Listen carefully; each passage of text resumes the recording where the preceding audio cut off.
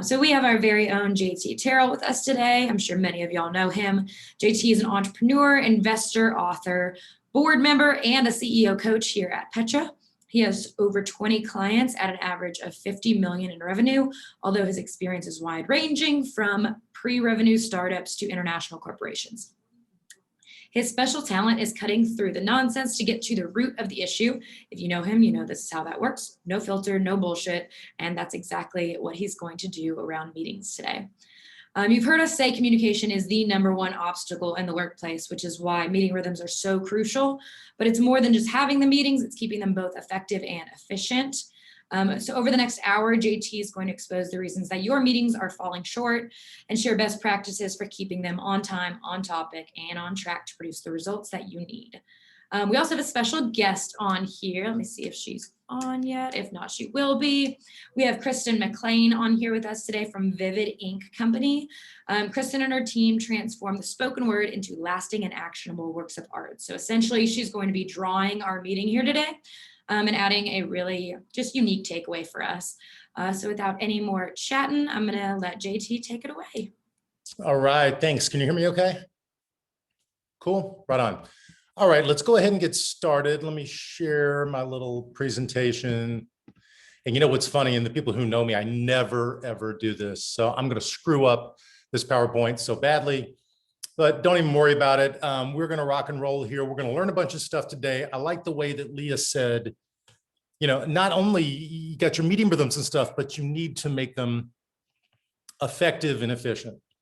And what that means to me is if you are in a meeting that's ineffective and inefficient, you are probably the problem, right? And so that's kind of harsh. Get used to it. I have a disclaimer here in the second slide, but it's not a harsh thing. It's a reality thing. If you were more demanding in your meetings, you demanded for them to be great, they would be great. Or you'd go work somewhere else, find somewhere where people have great meetings so that you're not frustrated and those kinds of things. So let's go ahead and get started here. And we're just kind of go through the people and the process around great meetings and great communication. Leave with some takeaways. I'm going to ask you to participate through the chat a little bit. There will certainly be an opportunity to ask questions at the end, but if you want to ask questions as we go along, Leah, you're going to be kind of monitoring the chat, right? Yep, I'm all here. Y'all look at the bottom of your screen. There's a Q&A and there's a chat. Use them as much as. Cool, perfect, thank you. All right, so the name of my little webinar here, well, you know, it's funny. We started off with your meetings suck, how to make them suck less. And then we found out there's another coach who wrote a book called that, and Cameron Harold, great guy, and we don't want to get sued by him. So we changed it to something about flipping and flopping, and I'm not exactly sure what that was. When it's all said and done, we need to have great meetings, get our days started off right. We don't want to waste time, and we want to just kick ass together as a team all the time. So I named this How My Wife Helped Me to Learn How to Have the Best Meetings Ever, Every Time, and I'll get into her involvement in this. All right, all right, disclaimer here. Let's get small children out of the room. I'm passionate. There's liable to be cussing. In fact, the people who work at Petra, they do like superlatives every year, and I am definitely on I think the award that I won was most likely to drop an F-bomb in the middle of planning. Hey, let's be honest, that we all feel that way. I'm just the only one who will say it. So I'm happy to say that for you. Just kidding. I'm going to be as professional as possible. And if you know me, it's very difficult. All right. So #1, and by the way, I'm starting my little meeting today with what do you want to get out of today? You signed up for this webinar. You showed up on time. Good for you. That's cool. You've gotten over a hurdle. What do you want to take away? Now, you don't have to put that in the chat, but you can if you want to. You could drop into the chat. What do you want to learn? What do you want to take away? Just make a note wherever you're sitting. It is important for you, if you're going to hold a meeting or if you're going to attend one, you need to know what you want to take away from it, right? You also need to know what you're going to bring to it. This funny meme here this is from the movie The Notebook. And this is Ryan Gosling saying, you know, whenever he's asking what she wants to eat, and there's a really, really dramatic scene in the movie where he's yelling, what do you want? And she just can't get there. Let's ask each other what we want. And when you're having meetings with people, you should ask them on the front end. We do that with Petra Coach. We're going to have a session. Hey, what do you personally want to take away? I want you to be looking for it. Whatever you want to take away today, let's be looking for it. And we do have one in the chat. Scott. Yeah, what's that? Scott Layden, he shared, set clear expectations and then have accountability that doesn't come off as too heavy-handed. All right, Scott, I dig that. I'm not sure if I agree with the heavy-handed. Like, I don't mind heavy-handed if it gets the job done, right? So let's do this. We're going to talk about discipline and kind of teaching people how to get there. You might have to be heavy-handed on the front end. And then after a while, once people see the benefits of being disciplined about meeting and stuff, then you won't have to be. It'll just feel good. And then after a while, you'll bring people into your organization and it won't even be a question. This is just how we meet. We have efficient and effective meetings.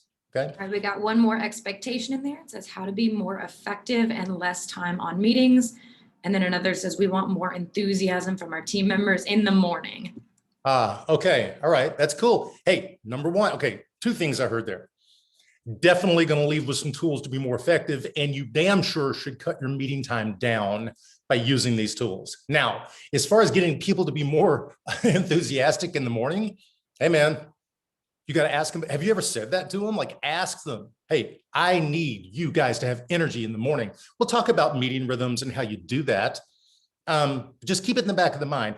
At Petra Coach, we talk about concepts, all that's well and good, and then we turn it into stuff to go do, right?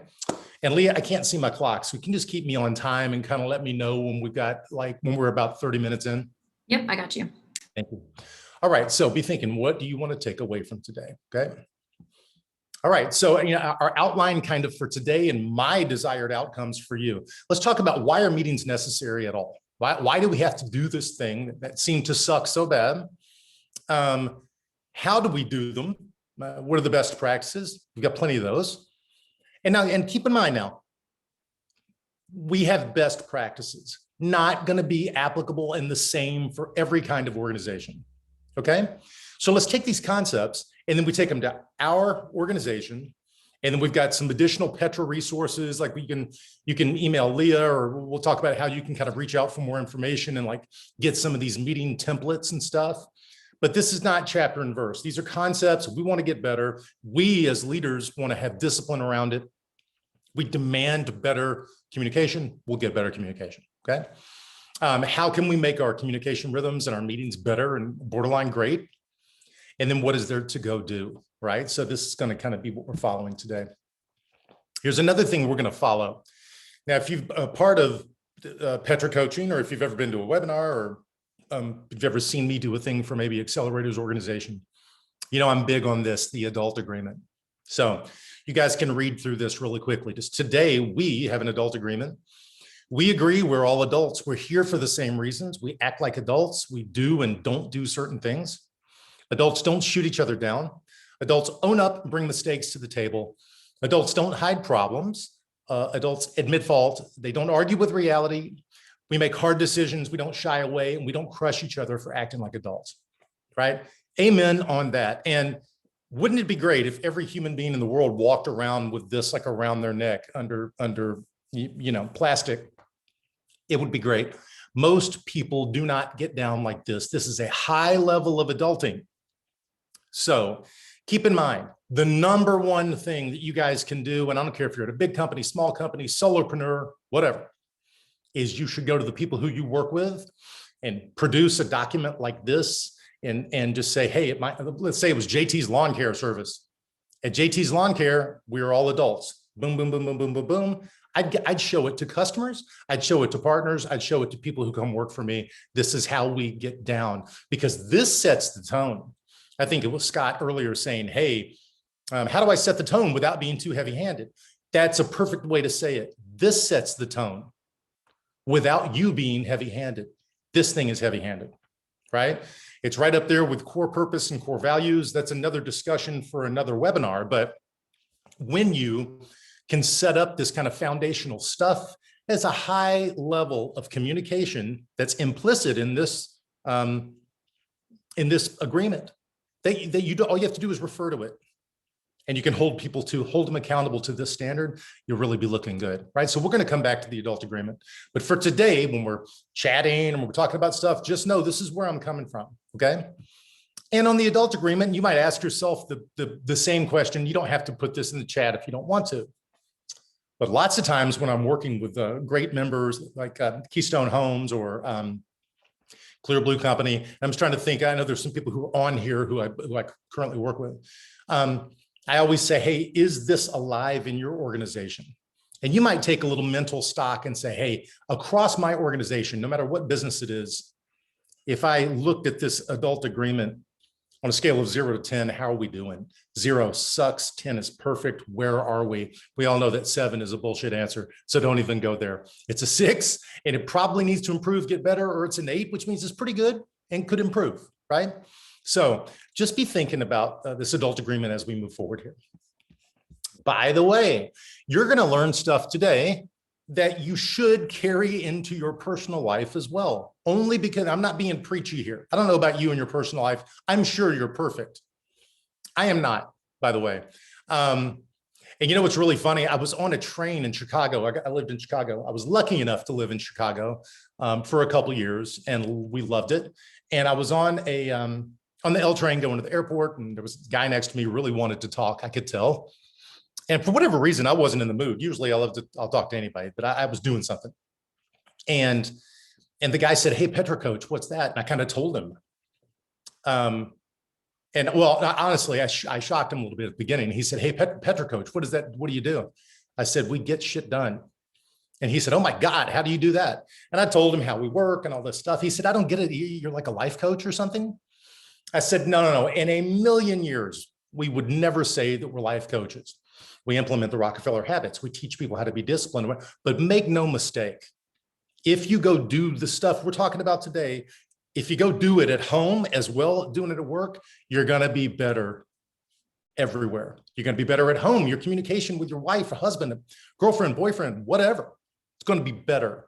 And I'm all about making things better. So let's take some stuff here and let's put it into use in our either personal and or work life, and let's get better. All right, now we're getting down to it. If you know me, I don't even do a webinar that does not include a picture of my gorgeous wife. And the reason why, at least for me, why is it important to have great communication? Well, as you can see, that smiling face there on Mrs. Terrell, and you notice the dates there, 2011 to I don't know when, hopefully forever. But you can damn well better believe that if I don't communicate well with this woman, it ain't going to be until the end of our lives. And that's my goal. So why is it important to have awesome and great communication? Now, you know, I mentioned that adult agreement earlier, and I said, hey, it doesn't come naturally to everybody. It comes naturally to the lady on the screen. And when she and I first got together, like, she had to teach me how to do it.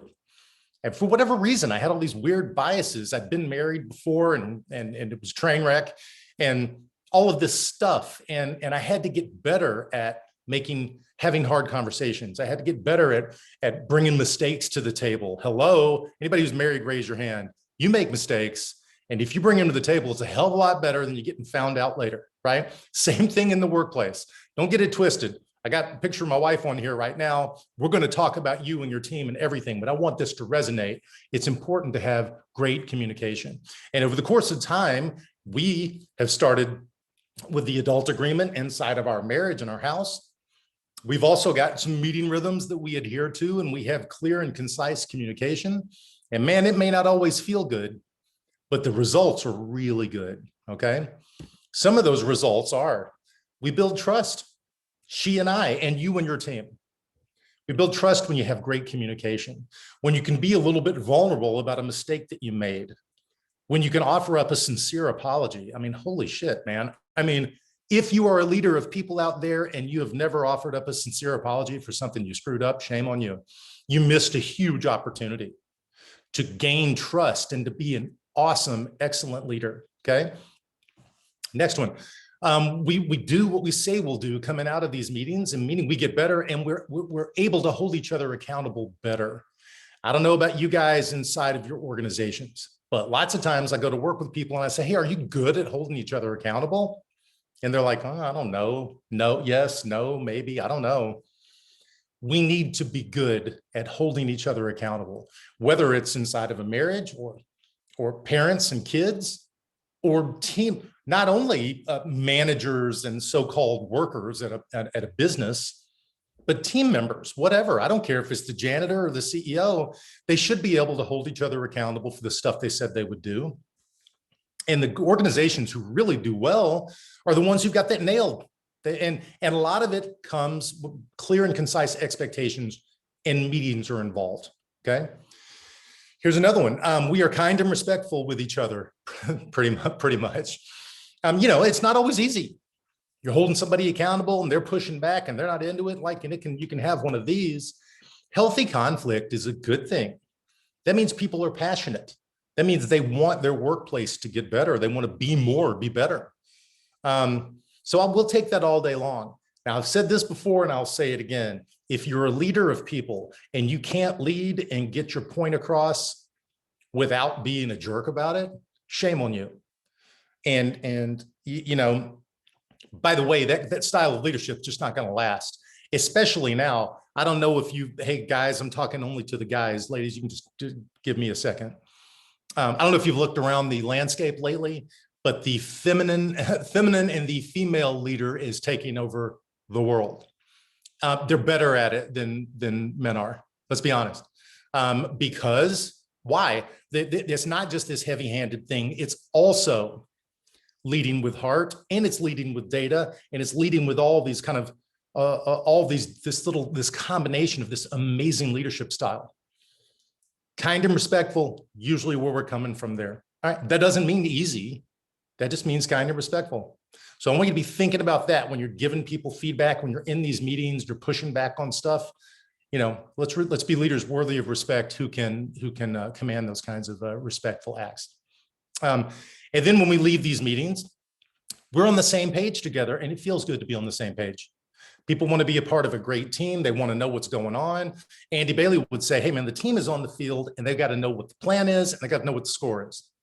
So when you get together in meetings, it's a way that you can start to tell people, hey, this is where we are. This is where we need to be. This is what's happened in the short term, long term, and it feels good. People really, really love that. As you know, if you have employees and you're not telling them what the plan is, people will make up things that are almost exclusively bad. All right.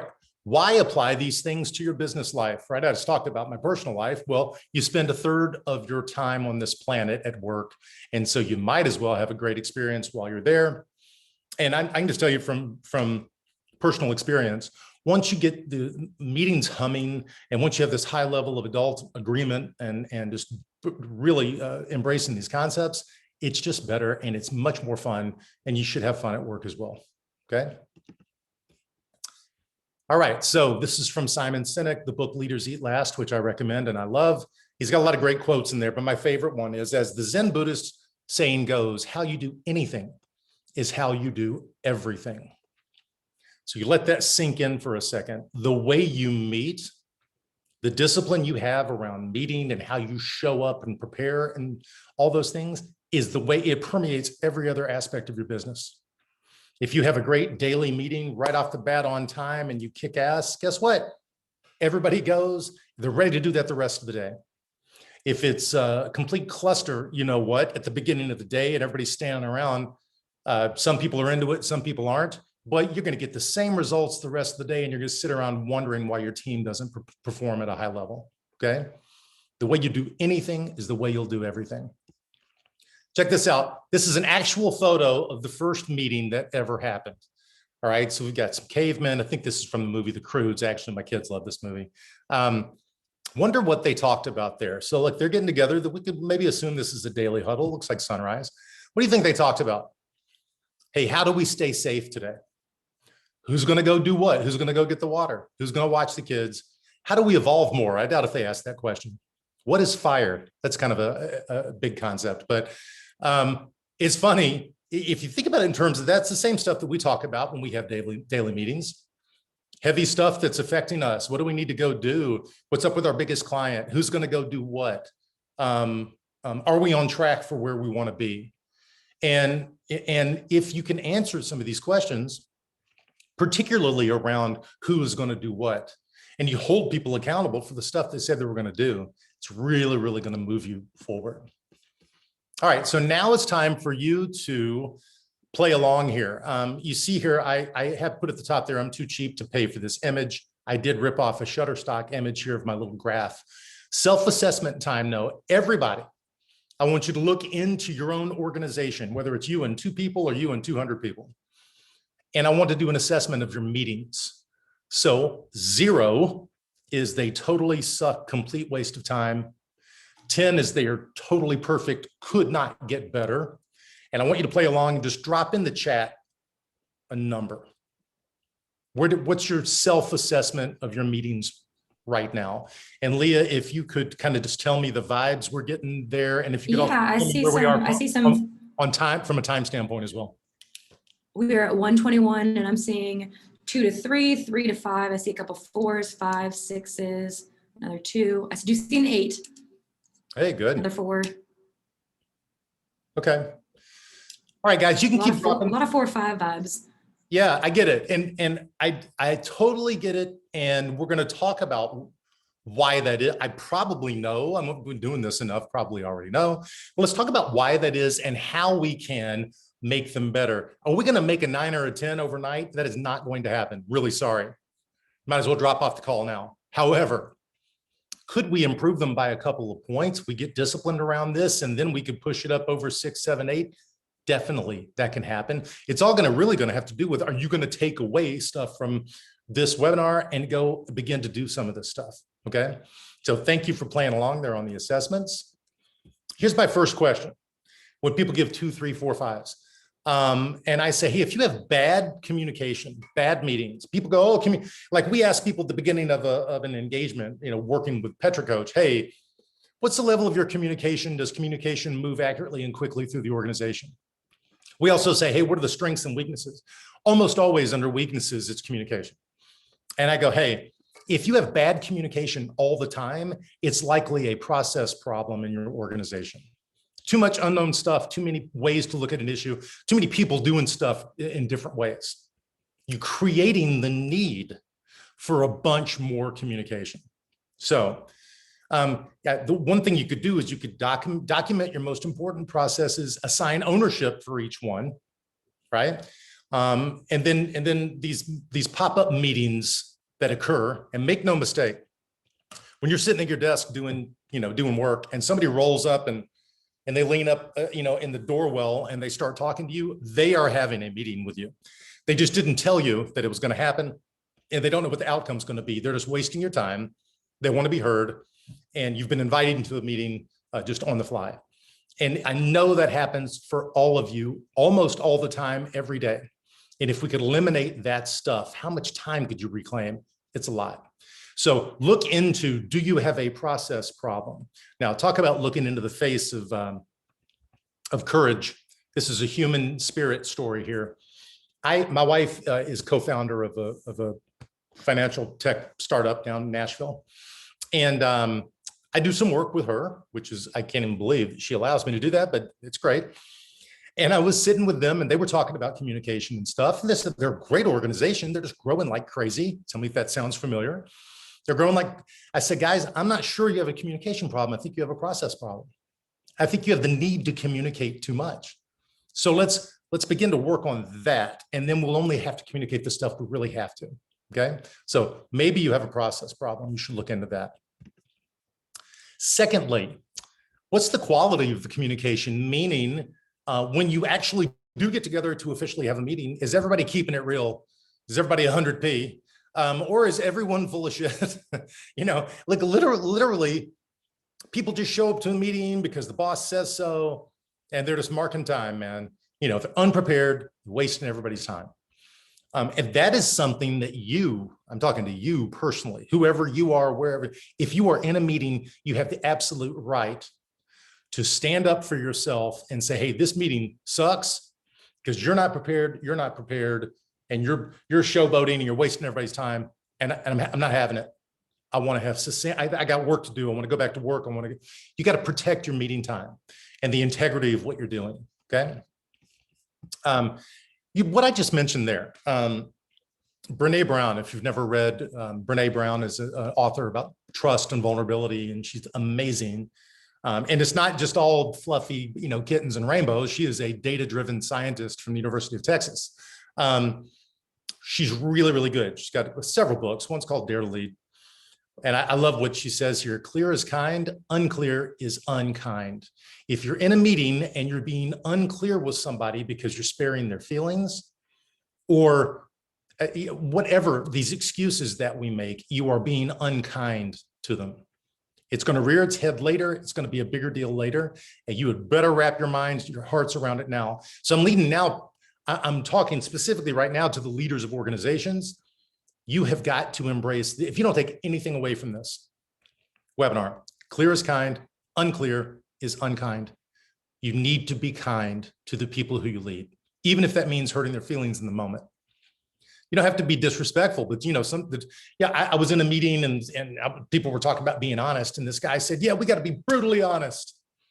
And I said, no, you don't have to be brutally honest. You can just be honest. That's enough. You don't have to be brutal about it. So let's be clear and let's be kind to the people who we meet with, okay? Speaking of clear and kind, here's my buddy, Johnny Cash. And I attributed this quote to, I hope you guys are laughing. I can't tell if anybody's laughing, but surely you guys got to be. No agenda, no damn attenda. Do not have a meeting that doesn't have an agenda. And this could go internally and externally. Hey, people call to sell you something. That happens all day, every long. Hey, can I get on a call with you? Why? For what? What do you want? Well, I just want to check in. And no, you don't. You want to sell me something. Tell me the agenda and I'll decide whether or not I want to be on this thing with you. Okay. So I put at the top there. I don't think Johnny Cash actually ever said this, but it's just a cool picture. Johnny, by the way, is being clear and kind with the photographer and whoever he has given the bird there. So nobody could ever no one could ever accuse Johnny of not being straightforward. So, and now we have the right setup and we're going to go into meetings with the right frame of mind. Adult agreement, clear is kind, unclear is unkind. That doesn't mean that we don't have the opportunity in meetings to have fun and to have enthusiasm, make people feel good. I mean, shit, that's what it's all about. So let's build in the discipline in order to have the fun, right? So I put over here, what's the cadence? You could email Leah. Leah, who do these, I'm sure at the end you're going to talk about it, but who should they reach out to get like meeting rhythm forms and stuff? I'm going to include this kind of stuff in the recap that goes out. But if there's anything additional or any additional questions, feel free to email me or info@Petra Coach. All right, thank you. So there's a bunch of stuff here. And now you're like, oh my God, I said I want less meetings. Now you're talking about more. Well, probably on its face, right? We're talking about a daily huddle, daily, yes, I meant daily, less than 15 minutes. And I'll go into kind of the content. Weekly meeting, it's a little bit this longer form. A 2-week top task review, that's a different thing. And this monthly, quarterly, and annual, that's more of like an overarching strategy planning meeting. If we're talking specifically about day-to-day kind of communication, I just want to stick with the top 3, okay? JT, you have hit your 1:30 mark. Thank you very much. So daily huddle, yes, damn it, I mean daily. Somebody said, hey, we do a daily huddle. We do it on Tuesday and Friday. And I'm like, what are you talking? You're outside your mind. How in the world could you create enthusiasm? How could you get everybody set up for success? How could you get on the same page? People got to be on the same page. Now, we don't want to meet all day, every day. We could start off, it doesn't have to be in the morning, but typically people do it in the morning. Less than 15 minutes. Everyone prepares by sharing with the relevant stuff with the team about what they learned yesterday and what's important today, right? It's your opportunity as the leader to ask quick questions and set up the day for success. You can also give shout outs for great work and stuff. That's perfect. Here's the critical part. All of your attendees must prepare for the huddle by pre-populating a paper form, a Google Sheet, or any kind of a software that has huddle, aligned today would be the best one. They need to prepare what they're going to say. Why is that? Because when you get into the meeting, people just read what they've pre-populated and it goes just like this clockwork. There's no opportunity for people to ramble, shoot from the hip, and like that just doesn't happen. So my last part here, there must be a huddle leader who is merciless. And I'm joking about that, of course, and there was a group I worked with up in New York, and a lot of senior leadership, 100 people across international, big tech company. And I said, hey, I was kind of asking around. I said, who in this room? Not all senior leaders. There were some people who were, project managers and stuff. I said, who in this room has got the juice? Who's got the attitude to be the huddle leader? And they said, oh, it's it's Katie. So I went over to Katie. She was, fairly junior person. I said, Katie, I really need you to do this. So do you know that, and it took a while for these people to get into the daily huddle. Believe me when I tell you, Katie was on their ass from day one. If they were not properly prepared for the huddle, she would kick them out. And I mean, all the way up to the CEO. If they weren't prepared, because she could see the Google sheet. If they had not pre-populated it, they did not attend it. It was pretty hardcore. And man, it turned their communication on a dime. And it was super cool. And then they just became ninjas at it, right? So a huddle leader, be really good, make sure it starts on time. And if people talked about enthusiasm and stuff, you can start the daily huddle. It doesn't, in the perfect world, would we all be together, stand in the middle of the room? Sure. It doesn't have to be. There's just as many people who do it virtually. People do it from all over the world. Petra Coach, we do it 8:33 Central Time. We're on a Zoom call, whether we're there in the office or whether we're in whatever, Greensboro, North Carolina, right? So if we're not in a session, we're in the daily huddle. So this has got to be a thing. You should bump some music, have some fun, make it brief, okay? Weekly huddle, longer form and more collaborative. Each person who attends the meeting would pre-populate personal and business high and low for the week. There's a lot of stuff to be learned there, and you want to act on those business highs and lows probably. And there's team needs to know items and top tasks for the week. Hey, regardless of what happens, I'm going to get these 3 to 5 things done. That's really important. You can see how this could keep everybody on track, regardless of 2 people or 52 people. And you would need to have a huddle leader who is expert in public shaming to make this thing run like a top, and people need to pre-populate and they must prepare so that they can move it on. And, that is, I know now you're thinking, well, I've got 100 team members, who's there? Typically, you want to have an executive weekly huddle, and then there's probably going to be like the sales team weekly huddle and operations and boom. And you want to just kind of get those out of the way in one little chunk of the week. Why is that? You don't have to have a bunch of extraneous other meetings if you'll do that, right? That's got to be the output. And then also there's 2-week top task reviews. And I'm going to go out on a limb and say this is the ultimate coaching tool. And I'm going to, leader of an organization, let's say you've got 3 or 4 people who report to you, and they're the head of sales and operations and finance and whatever. Bi-weekly, you sit down with them individually and you go through the things that are relevant to them and see how you can best support them in their role. You help them create top tasks. It's a silver bullet, and it creates a giant trust bond, particularly between executives and next level leaders. This is the silver bullet. Daily huddle, weekly huddle, and you get 2 weekers going and you will be jamming. Here's why. You're going to have to be disciplined and teach your people how to do this. Okay. So what I mean by that is there's a guy over in West Nashville when I first met with him, and he was the head of operations, a bunch of people making stuff. And I said, hey man, what's your biggest problem? He said, I don't have time to do my job because I'm always talking to people. They're knocking on my door and bothering me.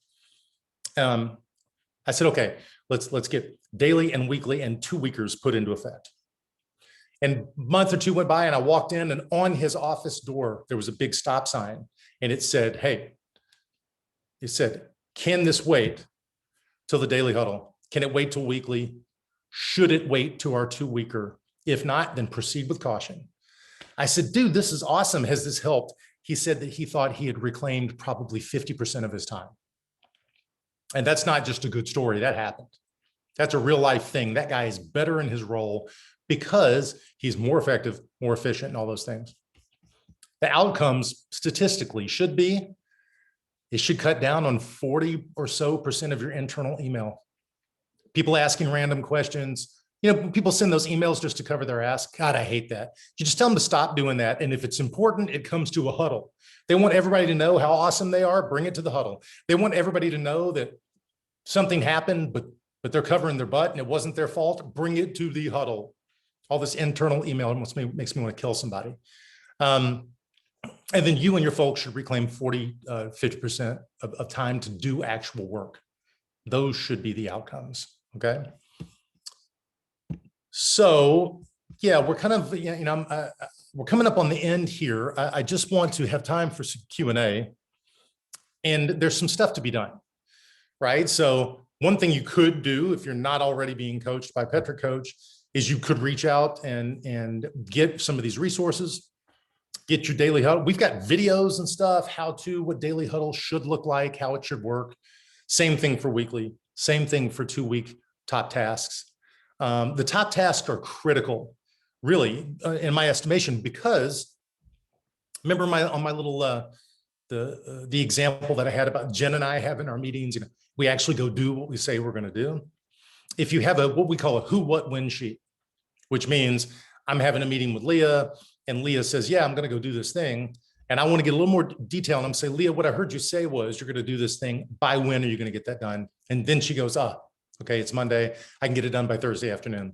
Leah is going to get this thing done by Thursday afternoon. We come back together for our next meeting. And the first thing I do is I look at the old who, what, when sheet. And I say, "Hey, did you get that thing done or not?" And she'll either, and Leah's awesome. She gets stuff done. So she's likely going to say, "Yep, it's all good. Learned what I need to learn." Or no, the guy was on vacation. I'm going to talk to him Tuesday when he gets back.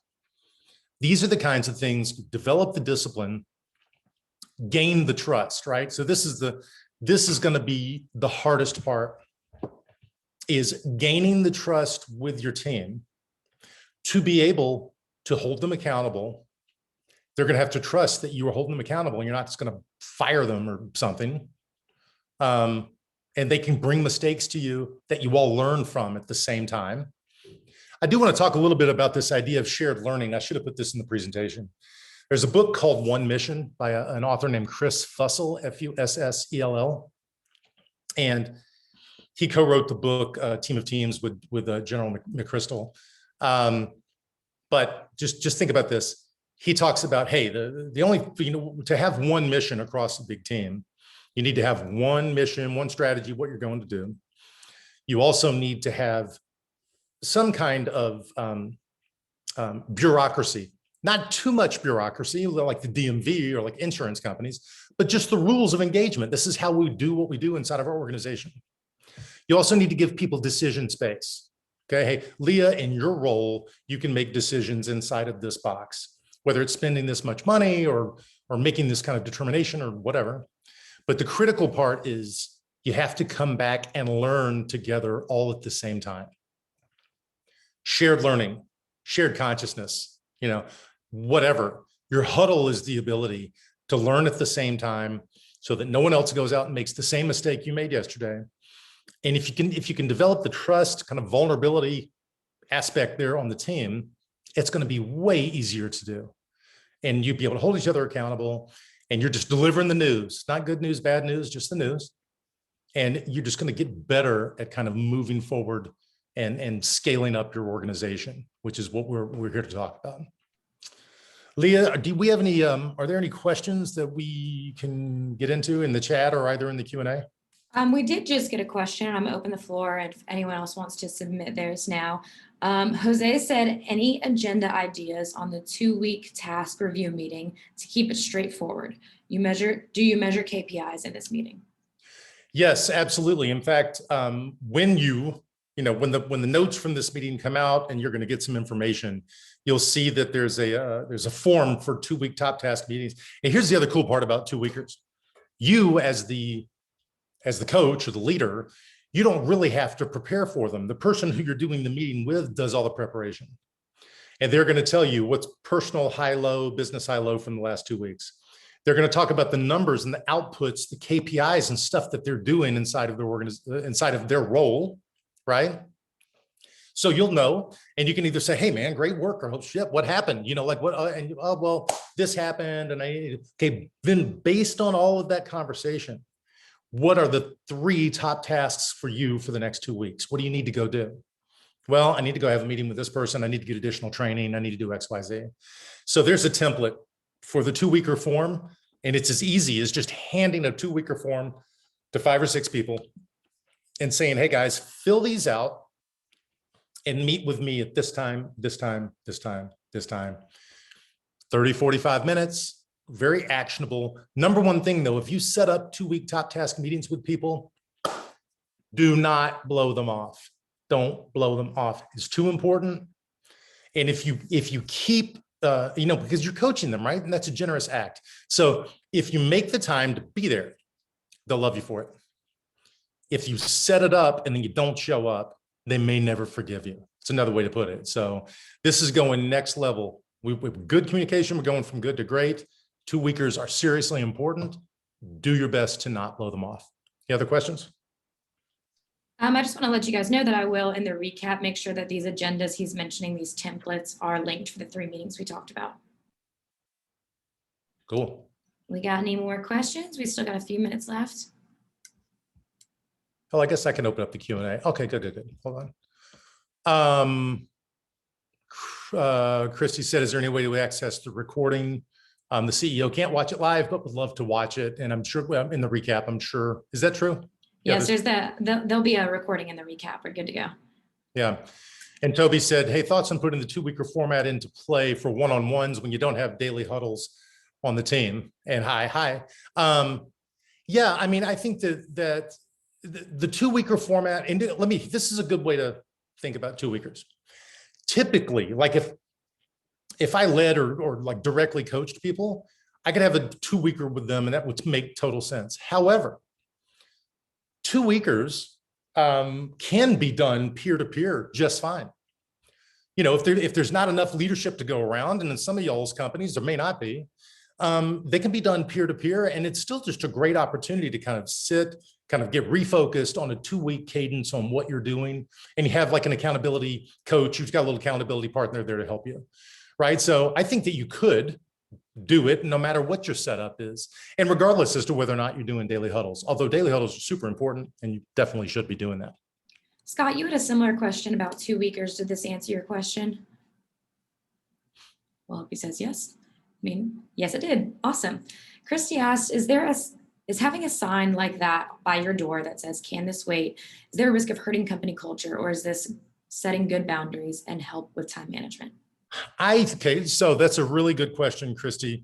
So I believe that it is really good setting boundaries and helping with time management, which most people need help with that anyway, right? Most people just want to help. Hey, sure. Hey, can you help with this? Yeah, all day. And then they don't get all their stuff done because they overcommitted. So I think this could be a good way to teach people, hey, I'm protecting my time so that I can get stuff done and I could be a great leader for you. And make no mistake, during huddles and any other time, if it's important, you'll notice the dude on his stop sign there said, hey, if it's important, come on in. And if it can't wait till one of those huddles, come on in. That guy, and then I'll change his name, we'll call him Fred, right? One of the greatest guys in the world. And the main reason why he was losing so much time helping people is because he loves to help people.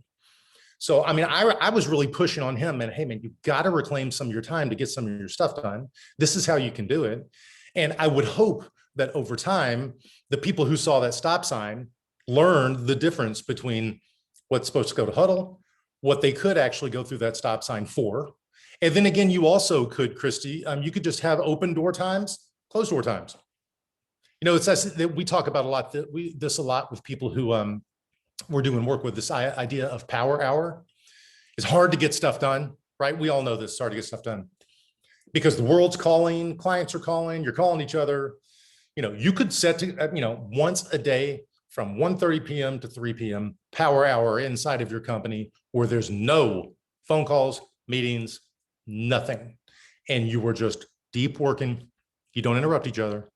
And you even change the voicemail. Hey, we will call you back at 3. We're doing deep work. That is a super powerful way to kind of just what you said, create some boundaries and create some time management, which is the way, in addition to crappy communication, time management's the other thing I always hear. And which is weird though, it's just human beings saying yes all the time on both things really. So let's be disciplined and we can improve both. Got another question from Brian. He said, we are two partners that own the company. Would both of us sit in on a 2-week meeting for leadership team, or just one of us and the other gets updates and huddles, or some other type of way? You know, I think 2-weekers are better one-on-one. And I don't think now, if you don't want it to start feeling weird, you could bounce around, right? So like you and your partner, let's say Leah works with you. And by the way, Leah, people work with you. Nobody works for you. But Brian could have a 2-weeker with Leah and kind of help her through, create some top tasks. And then at the next one, maybe the other partner could do it. That'd be a fun way to kind of keep it fresh. You're both there to support her doing the best work of her life in your organization.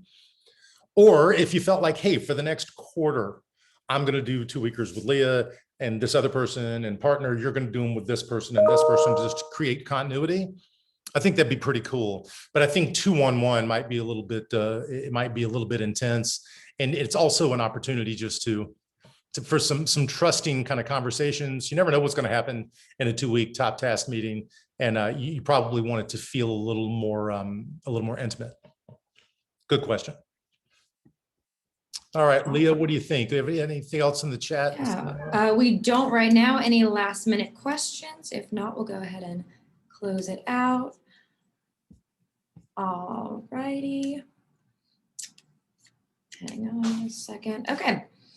Well, thanks so much for attending, you guys. You will receive a recap in the next 24 hours, and it will include all of the resources mentioned. You will be able to rewatch this and share this webinar with your team members. Be sure to check out petracoach.com and click on our events tab to see all of the other upcoming workshops and webinars. You can also view some of our previous ones. As always, if you have any further questions or we can provide some extra help, reach out to us at info@petracoach.com. And JT, thanks so much for being with us today.